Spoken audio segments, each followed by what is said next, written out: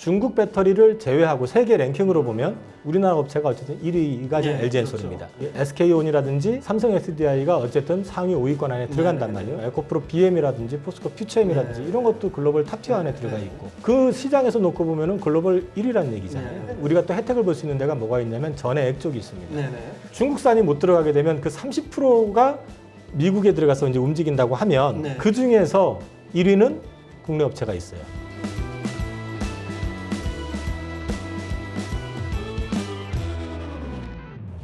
이제 이번 주가 지나면 2023년도 끝이 나고 새해를 맞이하게 됩니다.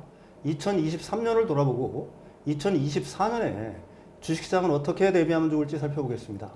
하이투자증권 이영훈 이사님과 함께합니다. 안녕하세요. 네, 안녕하십니까. 예. 내년 2차 전지 섹터에 대한 전망은 어떻게 보고 계십니까? 이제 자료를 지금 제가 가져온 게 있는데 거기에 보면은 지금 올해 지금 연간 판매 대수가 1,400 전 세계로 1,411만 대. 내년에 지금 예상하고 있는 게 지금 1,800만 대 정도로 지금 예상을 하고 있는 걸로 알고 있거든요. 성장의 기기가 강할 수 있는 데는 어디냐면 미국, 북아메리카 쪽이죠. 북미 쪽이죠. 네, 지금 아직 10%가 안 되는 상황이니까 여기에다가 지금 미국에서 앞서 말씀드렸던 IRA 보조금 제도 바꾼 것부터 시작해서 충전소를 50만 개를 설치하겠다라고 그렇죠. 이제 밝힌 것도 있었거든요. 여기에 지금 중요한 거는 중국산 배터리가 들어갈 수가 없는 구조잖아요. 그리고 이제 여기에 광물 역시도 마찬가지로 중국산이 못 들어간다고 그러면 우리나라가 지금 강점을 갖고 있는 쪽은 어찌됐든 간에 배터리 쪽에서 중국 배터리를 제외하고 세계 랭킹으로 보면 중국이란 땅덩어리를 제외하고 전 세계를 놓고 봐도 우리나라 업체가 어쨌든 1위가 지금 LG엔솔입니다. 그리고 지금 SK온이라든지 삼성 SDI가 어쨌든 상위 5위권 안에 들어간단 말이에요. 여기에다가 양극재 업체 같은 경우도 뭐 에코프로 BM이라든지 포스코 퓨처엠이라든지 이런 것도 글로벌 탑티어 안에 들어가 있고 이 두 섹터에서는 우리나라가 어쨌든 중국은 배제가 되니까 그 시장에서 놓고 보면은 글로벌 1위라는 얘기잖아요. 그럼 이 시장에서 강점을 가질 수가 있을 거거든요. 여기에다가 또 사실 가장 큰 혜택이라기보다는 중국을 배제했을 때 우리가 또 혜택을 볼 수 있는 데가 뭐가 있냐면 전해액 쪽이 있습니다. 전 세계 시장의 70%가 중국산이에요. 중국산이 못 들어가게 되면 그 30%가 미국에 들어가서 이제 움직인다고 하면 이제 업체들이 그 중에서 1위는 국내 업체가 있어요. 적어도 눈에 보이는 것만 봤을 때 셀, 그다음에 양극재, 그리고 전해액. 이 섹터에 대해서는 우리가 북미 쪽 시장 확장되는 데 있어서 굉장히 많은 포션을 가져올 수 있다. 이런 강점이 있고 우리가 이 셀 업체라든지 각종 소재 업체들이 캐파를 키워놨었기 때문에 거기에 그럼 장비는 누가 됐냐는 거죠. 다 국내 또 장비 회사들이잖아요. 그럼 이쪽들이 다 혜택을 받을 수 있기 때문에 전방 업체들이 다 2분기부터는 좀 회복이 될 거라고 기대를 한다고 하니까 그걸 전제로 놓고 봤을 때는 국내 업체들도 거기에 맞춰가지고 자연스럽게 좀 실적이 좀 돌아서는 그림이 나올 가능성이 높다고 보고 있고요. 리튬 가격도 앞서 말씀드린 것처럼 뭐 1분기 말부터 탄산 리튬 가격이 돌아설 거다라면 일단 센티가 개선이 될 거고 내년부터는 그 리튬의 사용처, 그러니까 원 소재지 생산했던 그 소재지 자체도 구분을 하기 시작한다 그러면 이제 거기도 안정이 되기 시작하면은 당연히 이제 우리 국내 업체들한테 수혜가 돌아올 수 있을 거라고 보고 있습니다. 그렇다면 2차 전지 지금 종목 보유하고 계신 뭐 개인 투자자들이 굉장히 많을 텐데 이런 분들 같은 경우에는 어떤 전략으로 대응하면 좋을까요? 보유하셨는데 수익이 나신 분들이야 뭐 고민하실 필요는 없겠죠. 뭐 내가 얼마에 팔 것이냐를 고민하시면 될 거고 그거는 뭐. 근데 이제 보시면 이제 저도 이제 그 방송 나가서 이제 얘기를 하다 보면은 처음에 제가 이제 2차 전지 추천하고 할 때는 욕을 그렇게 많이 하더니 주가 올라갈 때 욕 많이 먹었거든요. 어느 순간에 욕을 안 하더니 또 제가 올 7월 달에 그 쇼스퀴즈 나와가지고 주가 피크 아웃이다. 그래서 올해 고점 나왔습니다 하니까 또 악플 달리고 이제 요즘 좀 잠잠해지니까 다시 또 이제 톤이 좀 바뀌고 하던데. 근데 이제 그렇게 하지 마시고요. 그렇게 하지 마시고 이 말씀을 드리는 건 뭐냐면 본인이 일단 2차 전지 섹터에 대해서 공부를 좀 하셔서 알고 이해를 하셔야 돼요. 이게 성장 산업이라고 주장을 해도 성장의 기울기가 달라질 수도 있고요. 자료가 많잖아요. 요즘 증권사 리포트도 있지만 뭐 이 유튜브뿐만 아니라 방송에서도 2차 전지 얘기, 그 다음에 무슨 전문적인 거 아니더라도 신문 같은 거 보시면은 막 시리즈로 막 나오는 것들도 기사 엄청 많거든요. 보시면은 전체 큰 흐름을 보실 수가 있어요. 그럼 그 흐름을 보고 내가 동의가 되면 그 안에서 뭘 살 것인가에 대한 고민을 그 다음에 하셔야 됩니다. 남들이 좋다니까 뭐 에코 들어가 있는 거 사야 된다. 아니면 포스코 들어가 있는 거 사야지.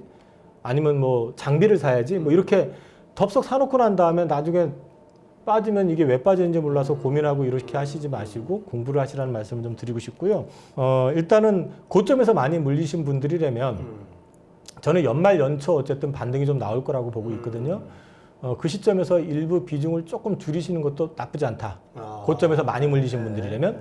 근데 비중이 별로 안 크신 분인데 물려 있다. 그러시면은 앞서 지금 제 얘기가 아니고 그 업체들 얘기잖아요. 그 배터리 업체, 자동차 업체, 그 다음에 뭐 양극재 업체들 공이 얘기하는 게 4분기, 1분기가 저점 구간을 지나서 2분기부터는 조금씩 돌아서는 그림이 나올 거다고 하니 요 구간 내에서 만약에 많이 안 편입하지 않은 상태에서 물려 계신 분이라 그러면 단가를 낮추는 작업 해보시는 것도 나쁘진 않겠다. 그렇게 생각을 하고 있고 저는 그냥 중기적으로 2차 전지는 지켜보셔도 나쁘진 않을 것 같다. 앞으로. 네, 그렇게 말씀드리고 있습니다. 마지막으로 개인 투자자분들이 2024년 주식시장을 갖다가 대응하는 데 있어서 조언 한 말씀 부탁드립니다. 뭐 저는 똑같습니다. 네네. 뭐 일단 투자의 어떤 시점보다는 투자의 자세가 되게 중요하다. 남들 얘기 듣고 투자해서 얼떨결에 수익 크게 나잖아요. 네네. 그러면 그걸로 끝 하시고 다시는 주식을 안 하시면 돈을 번 건데 그런 분들은 또 옆에서 누가 이거 사봐 하면은 사신다고요. 근데 그게 꼭 패턴이 수익만 내주면 좋은데 꼭 거기서 물려요. 그러니까 본인이 준비가 돼 있어야 된다는 얘기를 꼭 말씀드리고 있고요. 이거는 제 개인적인 시장 뷰입니다. 저는 개인적으로 내년도 증시 1분기가 저점이고 3분기가 고점일 가능성이 높다고 보고 있습니다. 그렇기 때문에 저는 거기에 맞춰서 포트폴리오를 조정할 생각을 지금 현재는 하고 있고요. 이거는 이제 돌발 변수가 생기거나 아니면은 그 시점에서 예를 들어서 금리 인하를 진짜로 시장에서 기대하는 것처럼 3월에 전격적으로 한다든지 이런 상황이 왔을 때는 생각을 조금 조정할 수도 있긴 하지만 현재 시점에서 나온 매크로 지표라든지 이런 것만 놓고 봤을 때는 그렇게 지금 보고 있고요. 1분기가 저점이고 3분기가 고점. 지금 일단 현재 주가가 최근에 많이 올라왔죠. 불과 11월 달 10월 말에 제가 모 채널에 나갔을 때 이제 11월 증시 목표 지수를 물어보시길래 2,500이라고 얘기했거든요. 네네. 지금 12월 들어와 가지고 지금 어쨌든 2,600대 있잖아요. 네네. 근데 2,600이 되어 있는데 그 안을 열어보시면 삼성전자가 신고가입니다, 지금. 네네. 그리고 요즘 이제 보시면은 바이오 주식들 많이 네네. 올라왔고요. 또 최근에 보면 로봇 주식도 많이 네네. 올라와요. 이제 전반적으로 올라왔는데 올라오는 그 속도가 가속화됐던 계기는 FOMC에서 동결을 하면서 점도표를 낮춰버렸어요. 네. 내년에 금리를 평균 중간값을 갖다 4.6을 얘기를 해놓고 있고요.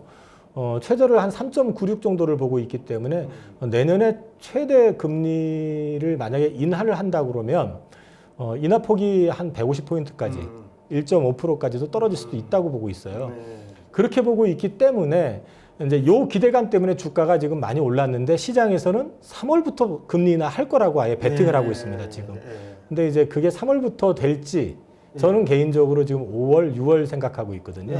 그 시점부터 될 거다. 왜냐하면은 지표가 다운이 되고 좀 이렇게 숨을 고르는 그런 시기가 좀 있어야 되는데 지금은 좀 기대감이 좀 과하게 좀 올라가고 있는 상황인데 이게 산타랠리가 돼 있고 이제 뭐 연초에 그 1월 효과까지 해가지고 조금 더 오를 수는 있긴 하지만 그 반작용으로 저는 1분기 중반 정도부터는 조금 눌릴 가능성이 있다고 저는 일단 보고 있는 거예요.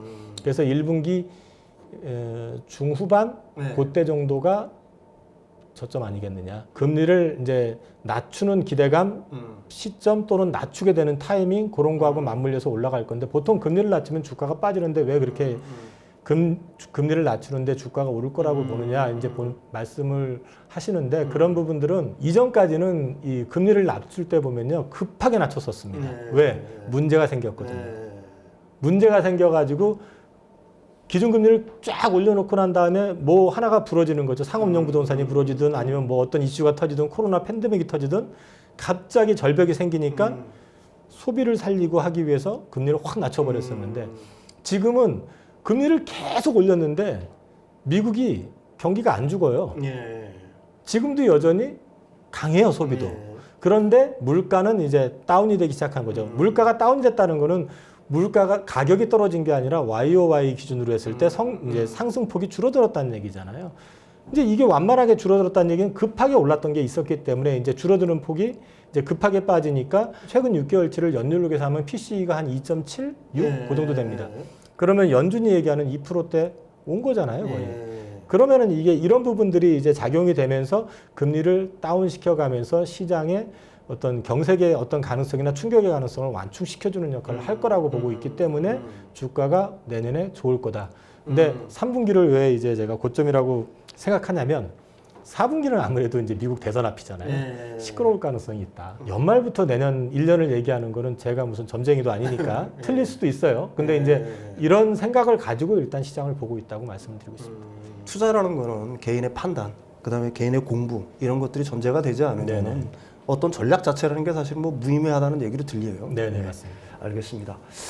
2024년 주식시장은 투자자분들의 웃음소리만 가득하길 바라보겠습니다. 오늘 말씀 감사합니다. 예, 감사합니다.